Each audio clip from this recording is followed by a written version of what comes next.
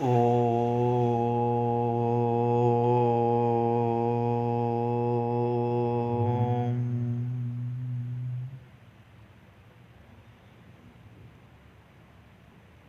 श्रीमन्महागणाधिपतये नमः। ॐ श्रीगुरुवरचरणकमलेभ्यो नमः।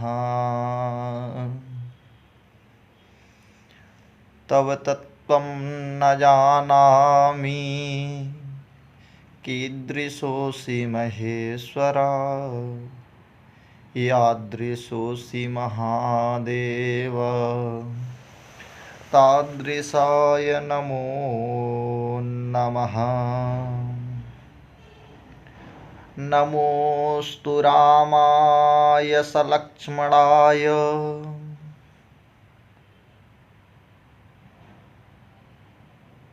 देव्यै च तस्यै जनकात्मजायै।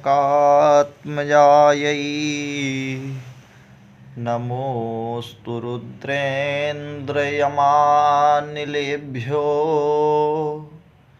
नमोऽस्तु चन्द्रार्कमरुद्गणेभ्यः। रामं रामानुजं सीतां भरतं भरतानुजं सुग्रीवं वायुसूनुर्च प्रणमामि पुनः पुनः।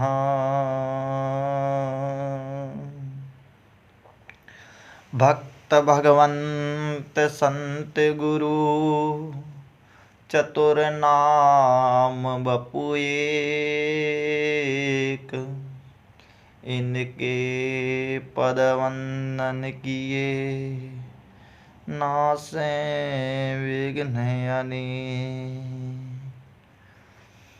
मेरी भवबाधा हरो राधा नागरी सोई, जातन की झाई पड़े श्याम हरित द्युति होई।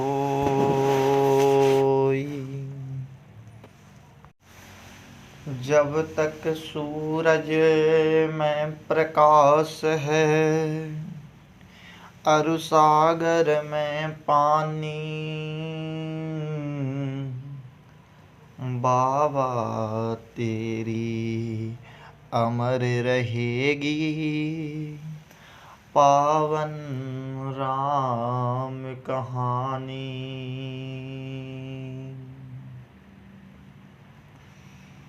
भगवान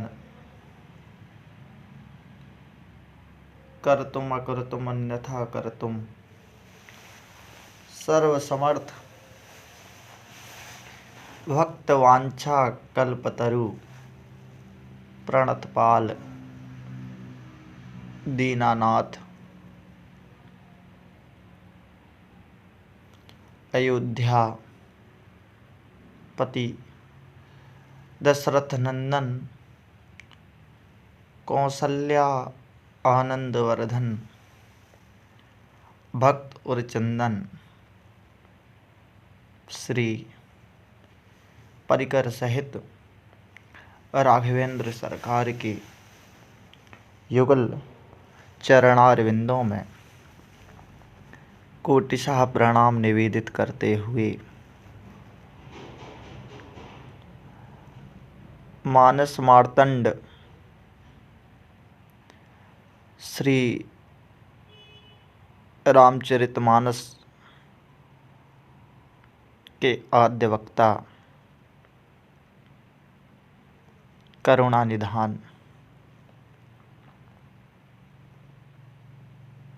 श्री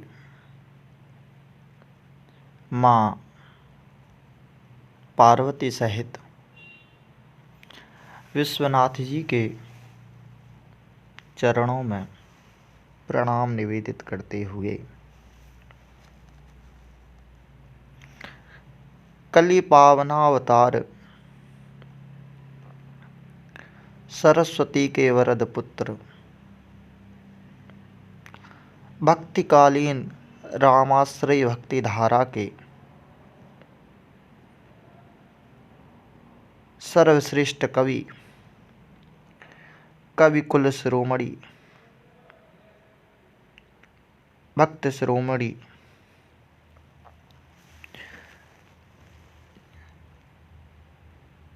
श्री गोस्वामी तुलसीदास जी को चरणों में प्रणाम करते हुए प्रयाग वाले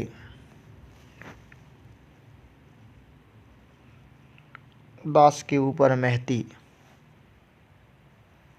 कृपा करने वाले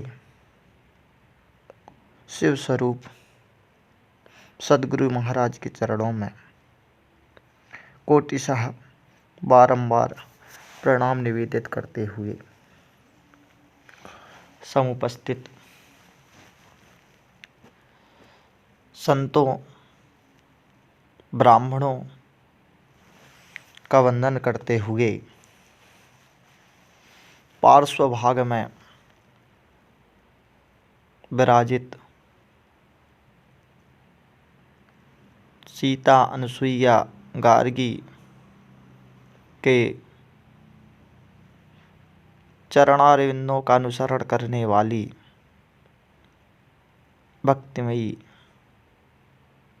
कृपामयी, ममतामयी मातृशक्ति, समुपस्थित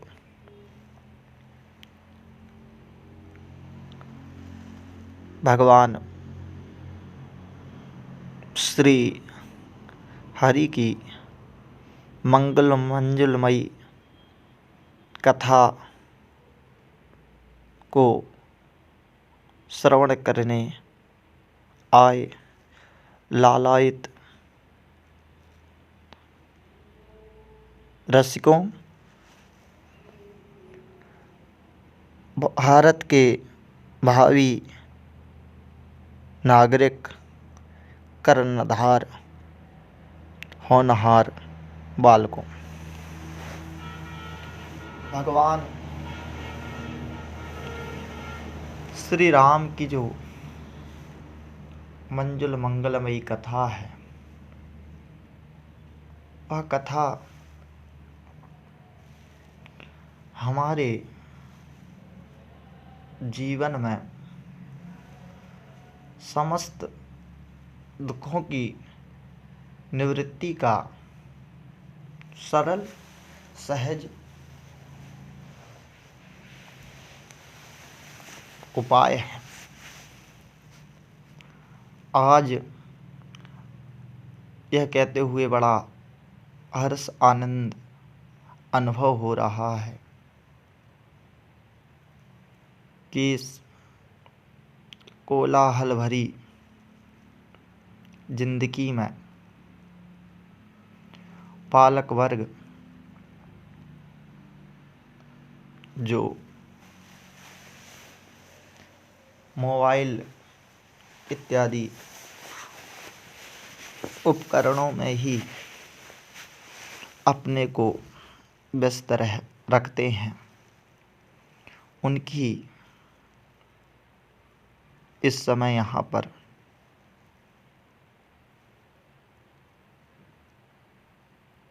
अत्यधिक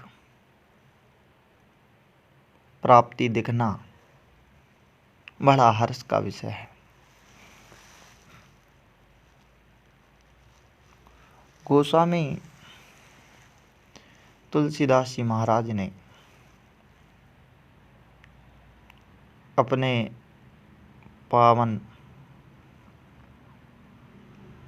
परम महाकाव्य में सत्संगति की बड़ी महिमा कही है।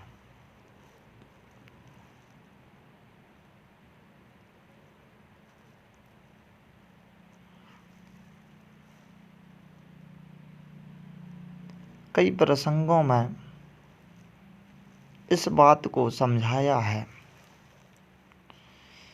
कि सत्संगति जीवन में किस प्रकार सद्गति का मार्ग प्रशस्त करती है। गोस्वामी तुलसीदास जी ने एक पंक्ति अर्धाली लिखी। गोस्वामी कहते हैं कि संत सभा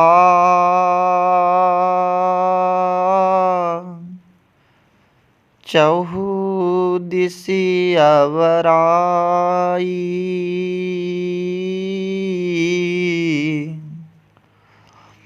श्रद्धा ऋतु बसंत सम गाई।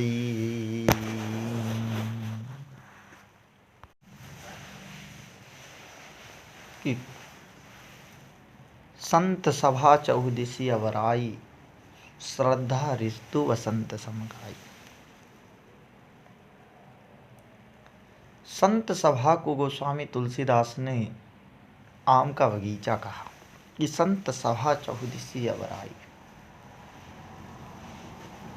संतों की जो इस सभा है जहाँ पर संत लोग विराजित हैं, वही आम का बगीचा है। पर आप जाइए वर्षा ऋतु में, शरद ऋतु में, हेमंत ऋतु में, तो आप आम के रस को प्राप्त नहीं कर सकते, क्योंकि वह समय नहीं है। वह जो आम का वृक्ष तो सदैव रहता है, किंतु उसके फल की प्राप्ति यदि आप जीवन में चाहते हैं तो आपको वर्षा नहीं, बसंत ऋतु में जाना पड़ेगा। बसंत ऋतु के समय में ही आप आम के बगीचे में आम के फल को प्राप्त करेंगे। संत सभा चहुदिसि अवराई, श्रद्धा ऋतु बसंत सम गाई। अर्थात आप जाएं संतों के पास, गए और आपके हृदय में संतों के प्रति, भगवत कथा प्रति श्रद्धा नहीं है, तो आप वहाँ पर जो विशिष्ट फल है, जो संत का, जो सत्संग का जो मधुर, सत्संग भगवत भक्ति की जो मधुरता है, उसको प्राप्त नहीं कर सकते।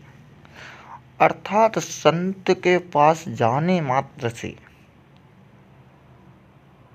आपको ये जीवन में शीतलता मिल जाएगी। वृक्ष है तो आपको छाया तो मिल ही जाएगी, सुंदर सुंदर हवा भी चलेगी, अनुकूलता जीवन में आ सकती है, किंतु सत्संगति का जो फल है वह बिना श्रद्धा के आपके जीवन में प्राप्त होने वाला नहीं। बड़ा मार्मिक प्रसंग है। सर्वप्रथम जब बसंत ऋतु आती है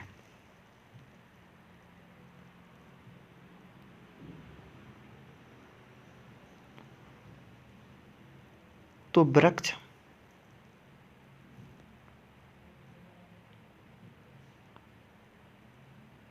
पहले ही हेमंत ऋतु के समय में ही पतझड़ हो जाता है, पत्ते गिर जाते हैं, पतझड़ काल रहता है। वही होता है आम के साथ। सर्वप्रथम उसके पत्ते गिरते हैं, उसके बाद उसमें नए नए पत्ते आते हैं, वो पल्लवित होता है। पल्लवित होने के बाद उसमें आम की बौर आती है, पुष्पित होता है, और उसके बाद पुष्पित होने के बाद वह फलित होता है। आप ध्यान दीजिए,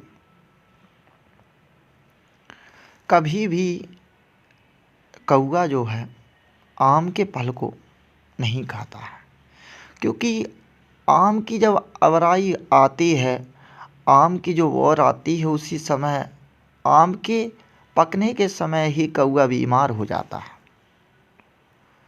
उसके लिए वह उस रसास्वादन के प्रति वह नहीं कर सकता, क्योंकि यह विधाता ने उसकी सृष्टि ही इस प्रकार से की है। उसी प्रकार जो कामी पुरुष हैं, कामी काक बलाक विचारे, उस संत रूपी सत्संगति रूपी मधुरता का फल प्राप्त नहीं कर सकते, वह बीमार हो जाते हैं। और एक और फल है, एक वृक्ष है आम, जो सर्वप्रथम पल्लवित होगा, फिर पुष्पित होगा और उसके बाद फलित होगा। और दूसरा वृक्ष है महुआ, वो सर्वप्रथम पत्ते गिराता है, उसके बाद उसमें फल आते हैं, और फल आने के बाद वो उल्टा फल गिरता है। आप ध्यान दें हो, आप सभी ग्रामीण हैं, आप देखिए कभी कि उसका जो फल है उल्टा गिरता है। उसी प्रकार जो भगवान की कथा है, कहने लगे कछु कथा रसाला, वो अमृत के समान है, आम के समान है। वह हमारे जीवन में सर्वप्रथम हरियाली लाती है, पल्लवित होना यानी हरियाली लाती है। उसके बाद वो फूलती है, वो जीवन को फुल्लित करती है, पुष्पित करती है, और फिर जीवन को फलित करती है। और एक जो महुआ है, महुआ की जो मदिरा बनती है, महुआ का अभिप्राय मदिरा से है, और सर्वप्रथम पत्तों को गिराता है, हरियाली को छोड़ता है, उसके बाद वह उल्टा गिरता है। कहने का अभिप्राय है, जो आम रूपी अमृतमयी कथा का रसास्वादन करते हैं, उनके जीवन में पुष्पित होते हैं, पल्लवित होते हैं, फलित होते हैं, उनका जीवन खुशहाली में रहता है। और जो मदिरा रूपी महुआ का रसास्वादन करते हैं, महुआ रूपी मदिरा का जो रसास्वादन करते हैं, उनके जीवन में हरियाली तो नष्ट ही हो जाती है, और वह उल्टे गिरते हैं, मुंह के भर गिरते हैं, वह गिरते हैं, नष्ट होते हैं, नष्ट होते हैं। कहने का अभिप्राय है संतों कि पूज्यपाद गोस्वामी तुलसीदास जी निहोरा कर रहे हैं, यह बताना चाहते हैं कि हम अपने जीवन में यदि सद्गति चाहते हैं तो सत्संगति रूपी आम के फल का रसास्वादन करें। और यदि हम दुर्गति चाहते हैं तो महुआ से निर्मित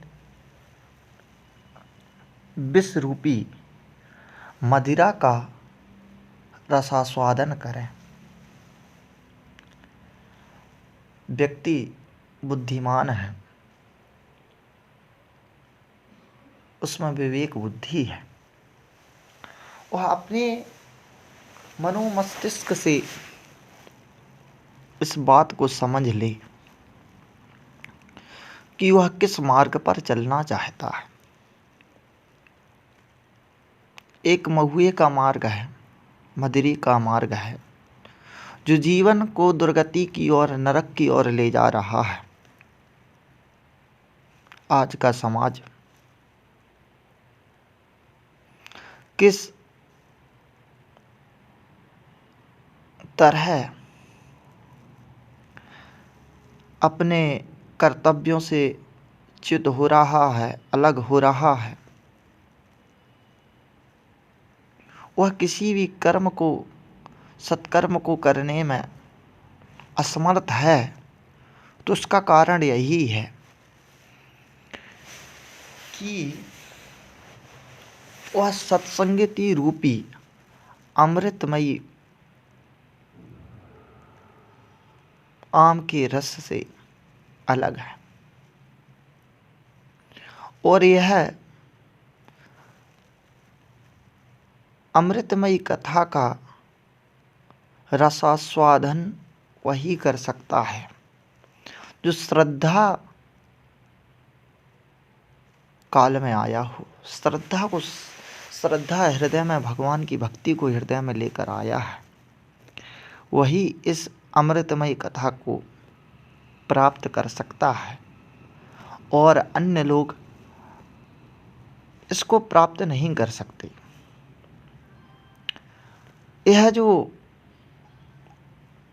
मदिरा है, यह बिना हाथ पैर की है, फिर भी यह चढ़ती है और उतरती है। इस समाज में बुराई को बड़ी ही चतुराई के साथ प्रस्तुत किया जाता है। आज का मनुष्य अपने जीवन में सब कुछ प्राप्त कर रहा है, बड़ी बड़ी सुविधाएं हैं, बटन दबा देता है, पानी आ जाता है, बटन दबाने से पंखा चलने लगता है। दुनिया की बड़ी बड़ी, दूर से दूर, कोई कितनी भी दूर हो, आज उससे बात करना कितना सरल हो गया है। अर्थात वैज्ञानिक युग में विज्ञान ने हमें सुविधाएं तो बहुत दी हैं, पर कहीं ना कहीं हम शांति से बहुत अलग हो गए हैं। भगवान श्री हरि के पास दो चीज़ें ऐसी हैं जिनके लिए आज का मानव मंदिर जाता है। एक है शांति और दूसरी है मुक्ति। यदि व्यक्ति को भगवान से अलग होकर कहीं शांति प्राप्त हो सकती, तो व्यक्ति कभी भगवान के मंदिर में जाकर घंटा नहीं बजाता, प्रसाद नहीं चढ़ाता, माला पुष्प अर्चन वंदन कुछ नहीं करता। हम यदि अपने जीवन में शांति चाहते हैं,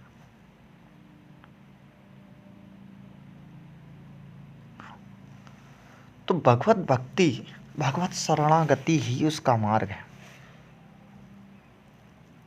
श्री भगवत गीता में भगवान श्री कृष्ण ने अर्जुन से कहा है कि हे अर्जुन, अशांतस्य कुतः सुखम। इस संसार में जिसका मन शांत नहीं है, उसको सुख की प्राप्ति हो ही नहीं सकती, वह कहीं सुखी हो ही नहीं सकता।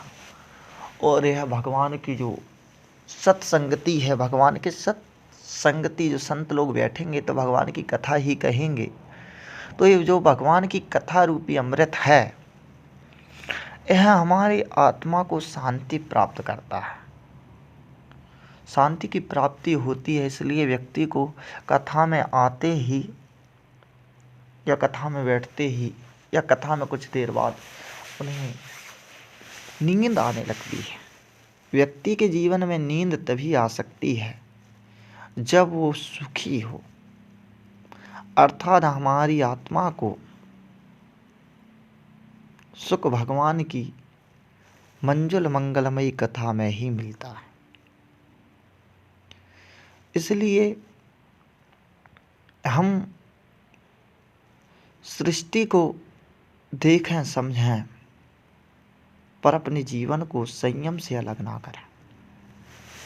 अपने जीवन में हम संयमित रखें, जिनका जीवन संयम युक्त नहीं है, उन्हें प्राप्ति किसी चीज की होती नहीं।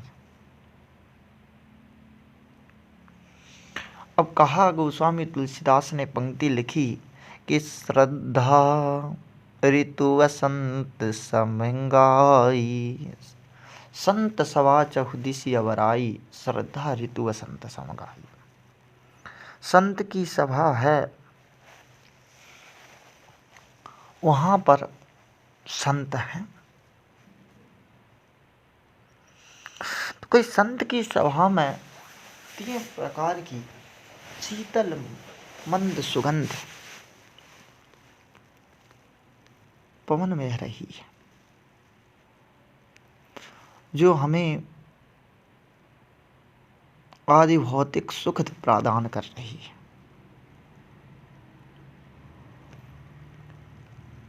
भगवान की कथा सुनने से रामचंद्र गुण वरने लागा, सुनते ही सीता कर दुख भागा। दुखों की आदि भौतिक, आदि दैविक, आध्यात्मिक, तीनों प्रकार के दुखों की निवृत्ति होती है। अब संत की सभा है तो कौआ तो परेशान है, क्योंकि जिस समय आम के बगीचे में जब आम आता है उस समय काग, कौआ, वो सब बीमार हो जाते हैं। इसलिए जीवन में कभी आपने देखा नहीं होगा कि कौआ कभी आम खाता है, क्योंकि कौए के लिए जो आम है वो विष के समान है।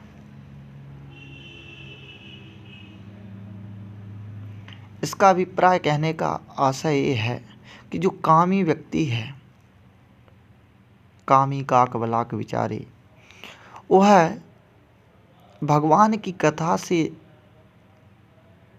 अलग है, क्योंकि भगवान की कथा तो क्या है, अमृतमयी है, पर उसके लिए विष के समान होती है। अयुक्तम योगिनो युक्तम, अयुक्त चीज भी योगियों के लिए क्या होती है, युक्त हो जाती है, ठीक हो जाती है। अयुक्तम योगिनो युक्तम, अयुक्त चीज योगियों के लिए युक्त हो जाती है। युक्तम नीचस्य दूषणम, और जो अच्छी चीज है वो नीच के लिए दूषित हो जाती है, दोष बन जाती है। अमृत्युर अयुक्तम योगिनो युक्तम, युक्तम नीचस्य दूषणम, अमृत्युर राहिवो मृत्युर विषम शंकर भूषण। और जो विष है वह शंकर जी के लिए आभूषण हो गया, और जो अमृत है वो राहु के लिए मृत्यु का कारण बन गया। कहने का यो अर्थ यह है कि अच्छी चीज भी व्यक्ति के लिए खराब हो जाती है यदि उसे ग्रहण करने की पात्रता उसमें नहीं है। एक बार श्री कबीरदास जी महाराज बैठे थे, कोई बालक आया, कहने लगा कि कबीरदास जी, मुझे आप अध्यात्म बताइए जिसमें आप आनंद से जीवन व्यतीत कर रहे हैं, उस आध्यात्म शक्ति का अवबोधन मेरे से कहिए, मुझे बहुत काम है, आप जल्दी जल्दी बता दीजिए। श्री कबीरदास जी महाराज हंसे। हंसने के बाद उन्होंने उससे कहा कि हाँ, मैं तुम्हें बता दे रहा हूँ, तुम जाओ सामने वाली दुकान से पहले दूध ले आओ, जाओ जो सामने जो अहीर की दुकान है वहाँ से दूध लेकर चले आओ। वह जल्दी जल्दी गया कि तुरंत बता देंगे कि हाँ मैं बता दूंगा, तुम जाओ जल्दी दूध लेकर आओ। और दूध लेकर आया एक पात्र में और कबीरदास जी को देने लगा। तो कबीरदास जी ने एक गंदा पात्र लिया और कहा इसमें डाल दो। तो उसने कहा वाह कबीरदास जी, इसमें डाल देंगे तो यह दूध तो खराब हो जाएगा। कबीरदास जी ने कहा बेटा, यह दूध जिस प्रकार इस गंदे पात्र में जाने से खराब हो जाएगा, उसी प्रकार जिनका मन निर्मल नहीं है, उनके पास यदि सद्विद्या आ जाए तो उनके लिए वह विष के समान है, वो गंदी हो जाती है, वह सही फल प्रदान नहीं करती है। इसलिए तुम्हें सर्वप्रथम अपने मन को निर्मल करना होगा। यह बात जब वो कबीरदास जी के मुख से निकली, वह बालक कबीरदास जी के चरणों में गिर गया और कहने लगा, आज आपने मेरी आंखें खोल दी, मैं धन्य हो गया। आपकी कृपा से मुझे यह पता चल गया कि जब तक व्यक्ति का मन निर्मल नहीं होता है, तब तक उसे किसी भी चीज की फलित नहीं होती है। कि निर्मल मन जन सो मोहि पावा, मोहि कपट छल छिद्र न भावा। भगवान ने भी कहा कि मैं उसी के लिए सुलभ हूँ जिसका मन निर्मल है। जिसका मन निर्मल नहीं है, उसको भगवत प्राप्ति, सत्संगति की प्राप्ति, वो कथा की प्राप्ति अत्यंत दुर्लभ है, वह प्राप्त नहीं हो सकती। इसलिए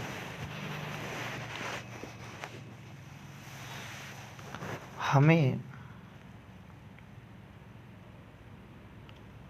अपने मन को पवित्र करने के लिए सर्वप्रथम अपने भोजन को पवित्र करना होगा। कहा गया है, जैसा खाओगे अन्न वैसा होगा मन, और जैसा पियोगे पानी वैसी होगी वाणी। कहने का अभिप्राय है कि सर्वप्रथम श्रोताओं को मानव समाज को, सनातन धर्मावलंबियों, मेरे भाई बहनों को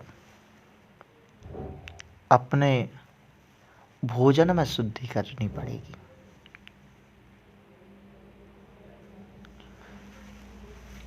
जिनके भोजन अन्न शुद्ध नहीं है, उनके मन की शुद्धि की तो परिकल्पना ही व्यर्थ है। इसलिए अपने जीवन को सद्गति प्राप्त कराना चाहते हैं तो जो बाबा ने कहा है, उस अमृतमयी आम के रसमयी कथा को श्रवण कीजिए। आम की एक और विशेषता है कि उसे आप खाइए, रख दीजिए, थोड़ी देर बाद और खाइए तो आपको और मीठा लगेगा। कोई अन्य फल हो नीचे गिर जाए, केला आप छीले और खाने लगे और नीचे गिर जाए तो आप उठाकर उसे खाएंगे नहीं।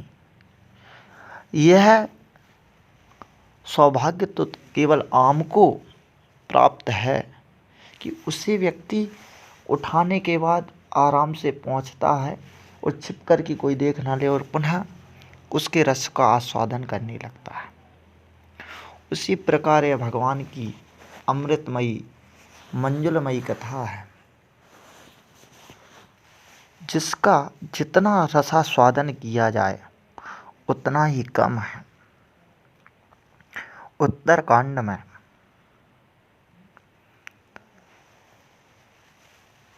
गोस्वामी तुलसीदास ने लिखा कि राम चरित्र जे सुनत अघाही,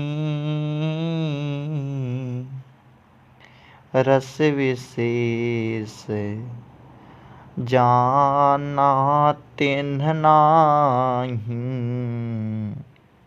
जो भगवान की मंजुल मंगलमयी कथा को सुनकर यह कहने लगे कि बस हमने तो बहुत कथा सुनी है, तो उन्होंने कुछ सुना नहीं है और विशेष अर्थ को, विशेष भावों को नहीं समझ सकते।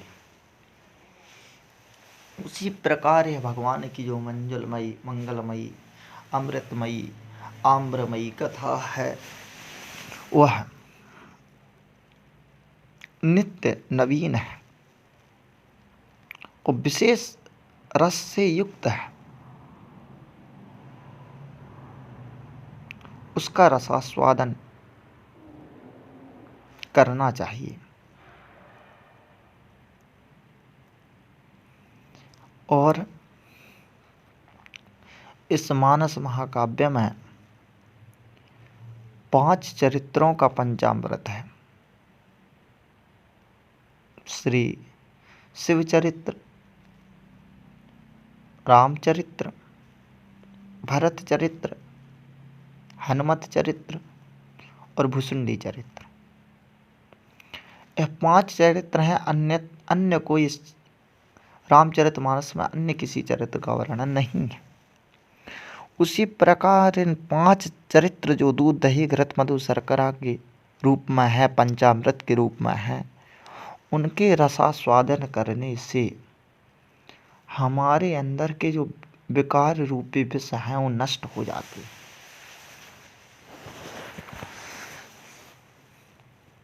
जैसे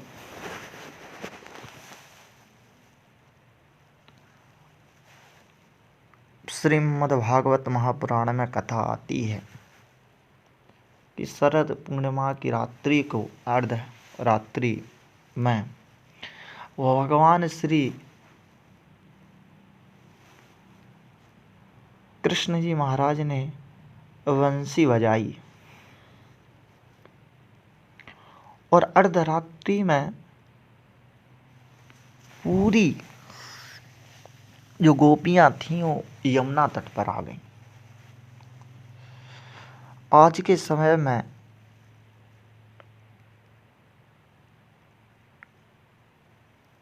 स्त्री का घर से रात्रि में बाहर निकलना दूभर है।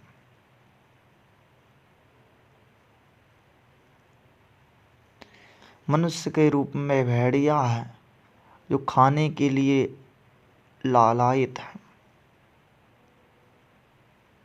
और दिन व दिन ऐसी घृणित घटनाएं समाचार पत्रों में और टीवी इत्यादि में हम नित्य देख रहे हैं। इसका कारण यह है कि उस समय वृंदावन क्षेत्र में ग्वाल रहते थे, भेड़िए नहीं रहते थे। जो गाय के अमृतमय दूध का पान करता है या दही खा रहा है, घी खा रहा है, उनके जीवन में, उनके जिस रोटी में घी लग जाता है, घी पवित्र है, तो वह जो रसोई है, जो भोजन है, वो पवित्र हो जाता है।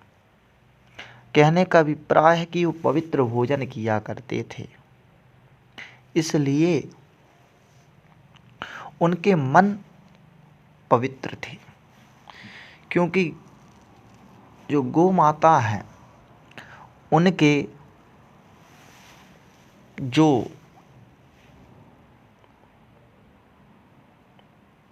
सुंदर घी है वो परम पवित्र है। वह मन को पवित्र कर देता है, गंदे विचारों का नष्ट कर देता है। इसलिए ऐसा हुआ। आज हमारे जीवन काल में, जीवन में, लोगों के घर में दूध, दही, घी इसकी कमी है। मदिरा, मांस, अंडा इनका भोजन लोग कर रहे हैं। इसी के कारण उनके जीवन में, मन में स्वच्छता नहीं है, तो जीवन में सरलता नहीं है, कठिनता है, जटिलता है और लोग उसी में फंसे हुए हैं। कहने का अभिप्राय है कि हम कथा का यह प्रथम दिवस, हमारे मन का भाव यह रहे कि हम अपने जीवन में पवित्र भोजन ग्रहण करें। आप ग्रामीण हैं, आपके लिए गायों को पालना कोई कठिन कार्य नहीं है। जो ये नहीं कर सकते हैं वो गो चारे का संकल्प लें, गाय के लिए चारा लोगों को दिलवाएं, चारा प्रदान कराएं। यह भी उनकी एक बहुत बड़ी सहायता है। ऐसा वो कर सकते हैं। इसलिए